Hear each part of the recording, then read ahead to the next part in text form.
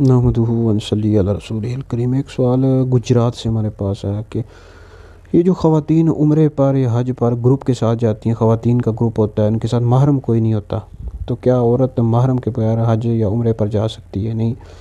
تو اس حوالے سے یاد رکھیں کہ 3 دن کا جو سفر ہوتا ہے، یعنی 92 کلومیٹر سے زائد کے سفر پر عورت محرم کے بغیر یا شور کے بغیر نہیں جا سکتی۔ جائے گی تو ہر قدم پر گناہ ملے گا، اور بوڑھی عورت بھی نہیں جا سکتی۔ تو لہٰذا محرم کے بغیر عورت گروپ کے ساتھ عمرے پر یا حج پر نہیں جا سکتی، بلکہ کوئی بھی سفر ہو 92 کلومیٹر زائد کے سفر پر نہیں جا سکتی محرم کے بغیر۔ اس حوالے سے بخاری میں حدیث موجود ہے کہ نبی کریم علیہ السلام نے فرمایا کہ کوئی بھی عورت محرم کے بغیر سفر نہ کرے۔